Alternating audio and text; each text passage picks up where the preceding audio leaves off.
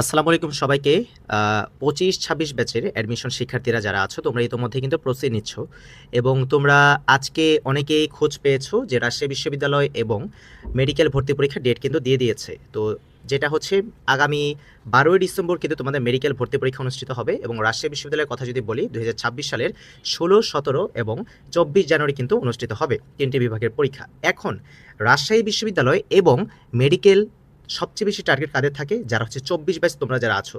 যারা তোমরা second timer. কারণ তোমাদের কিন্তু সেকেন্ড টাইমে জীবন মরণ দিয়ে একটা ইউনিভার্সিটিতে অ্যাডমিশন টেস্ট নিতে হবে বা একটা প্রিপারেশন তোমরা নিয়ে ফেলো। সো বা এর জন্য কি তোমাদের একটা পরীক্ষা দিতে হয়। সো এখন বুঝতেই পারছো তোমাদের কিন্তু সময় খুব অল্প এবং পড়াশোনা করতে হবে অনেক। তাই সময় নষ্ট না করে আমি একটা কথাই বলব যে ডেইলি একটা রুটিন ওয়াইজ আগাও তুমি।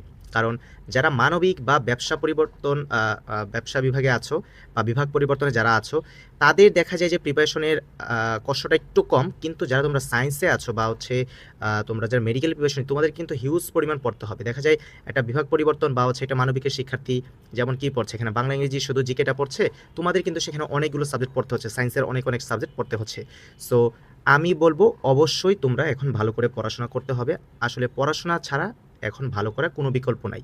সো তুমি যদি ভালো করতে চাও, পাবলিকে যদি একটি সিট নিশ্চিত করতে চাও, তোমাকে অবশ্যই ডেইলি আমি মনে করি ২৪ ঘন্টার মধ্যে কমপক্ষে তোমাকে ১০-১২ ঘন্টা এটা তোমার নিজের পড়ার টেবিলে পড়তে হবে। নিজের পড়ার টেবিলে বসে নিজে পড়তে হবে। তুমি অন্য ভাইয়া, আপু বা কোচিং সেন্টার বা যেকোনো সব কিছু বাদ দিয়ে তোমার ১০ থেকে ১২ ঘন্টা কি তোমার পড়তে হবে। তাহলেই তুমি কি ভালো করতে পারবা ইনশাআল্লাহ।